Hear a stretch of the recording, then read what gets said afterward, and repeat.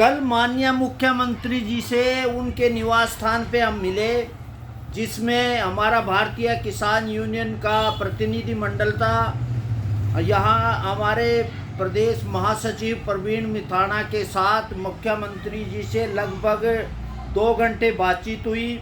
उस पे हमने हमारे जो मुद्दे थे हमने ज्ञापन दिया। ज्ञापन पे चर्चा के बाद हमने स्पष्ट किया कि जो गेहूं खरीद पर जो आपने शर्तें लगाई हुई है उससे तो किसान अपनी मंडी में नहीं जा सकता, क्योंकि किसान को अपना बायोमेट्रिक अंगूठा लगाना पड़ेगा, उनको अपना मेरी फसल मेरा ब्यौरा देना पड़ेगा, फिर उनको बोतल करना पड़ेगा, फिर उन्हें गेट पार लेना पड़ेगा, फिर उनको ट्रैली और उनके नंबर और रजिस्ट्रेशन। सबसे पहले हमारी ये बात है माननीय मुख्यमंत्री जी, आप भी खुद किसान के बेटे हो, आपने भी किसानी की।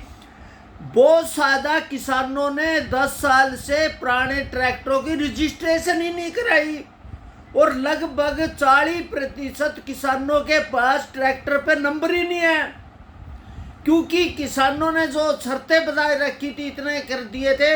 और उसके बाद भी किसान के कुछ किसान जो किराए का काम करते हैं, अगर वो बार बार मंडी में आएगा तो आप कहोगे ये बार बार क्यों आ रहा है।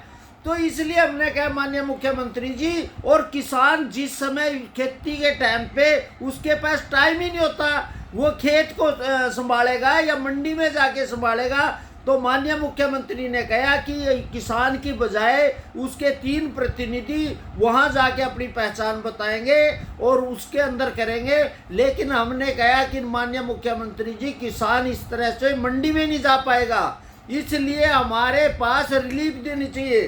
तो माननीय मुख्यमंत्री जी ने कहा कि मैं अभी 1 या 2 दिन में इसके जो अधिकारी है कृषि मंत्रालय के या खाद्य विभाग के, उनके मुख्य अधिकारियों को बुलाऊंगा और कृषि मंत्री और खाद्य मंत्री को बुला के उसका समाधान किया जाएगा। इसलिए उन्होंने मीटिंग की, कल या परसों हमारी मीटिंग है, उसमें हमारे जितने भी प्रदेशाध्यक्ष है, कार्यकारिणी के सदस्य है, हम वहाँ जाके माननीय मुख्यमंत्री से चर्चा करेंगे। चर्चा के बाद तय होगा कि किसानों के लिए क्या रास्ता खोला जाए।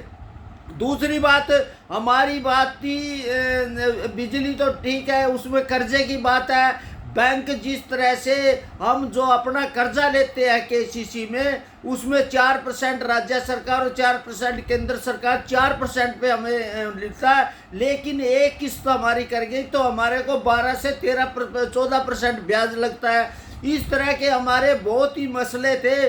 उन मसलों कुछ हमने कहा कि अभी बारिश के कारण बहुत बड़ा नुकसान हुआ किसानों का, इसलिए उनका सर्वे करके और उनको राहत दी जाए, ताकि किसानों को तुरंत, क्योंकि मेरी फसल जो प्रधानमंत्री फसल बीमा योजना है उसको जिस तरह का बनाया उससे किसानों को, प्रभावित किसानों को मुआवजा ही नहीं मिलता।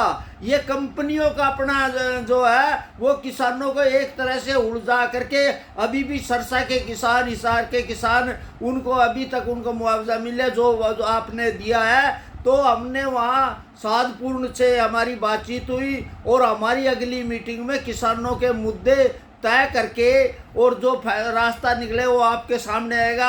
हमारी किसानों से भी है कि अपनी अपनी जो सुझाव है हमारे पास रखे, हम भी माननीय मुख्यमंत्री को रखेंगे। लेकिन आज एक बात और हमने कही थी कि इस समय पूरी दुनिया में गेहूं का संकट है, चावल का संकट है, और हमारे को जो मंडी में जो एमएसपी खरीदने का दबाव है, अगर यह प्राइवेट प्लेयर को करेंगे, 36% गेहूं के दाम अंतर्राष्ट्रीय स्तर पे बढ़ चुके हैं। अगर मार्केट जैसे हमारी बासमती है आज अगर उसके विदेशों में सौदे वो कहाँ से कहाँ चली। अभी सरसों की देखो, जो पाम ऑयल बंद होया, पाम ऑयल के नए आज हमारी 8000 क्विंटल सरसों पहुंच चुकी है। इसलिए बाजार हमारे को मिलेगा, उस बाजार से हमारे को उचित दाम मिलेगा, किसानों की शांति मिलेगी। इसलिए हमने माननीय मुख्यमंत्री जी से कहा कि 3 कृषि कानून, माननीय प्रधानमंत्री जी ने कहा था कि उन्होंने कहा था कि मंडी में, प्राइवेट मंडी में ऑन ट्रेडिंग की जाएगी, जिसकी लोकसभा में पास भी हो गया था। लेकिन किसानों ने कुछ आड़तियों के कहने से या इस तरह का विरोध करके उसको वापस ले लिया। हमने कहा कि हमारे हरियाणा और पंजाब में भारी मात्रा में अगर प्राइवेट प्लेयर आएंगे तो हमारी एमएसपी से ऊपर फसल बिकेगी, जैसे अब सरसों पे आपने देख रखा। इसलिए माननीय मुख्यमंत्री से हमने मुद्दों पे बात करी और किसान के लिए खुला बाजार मिले, कि बाजार के कारण किसानों को दाम मिले। आज पूरा अंतर्राष्ट्रीय बाजार में मार्केट में किसानों की मांग है।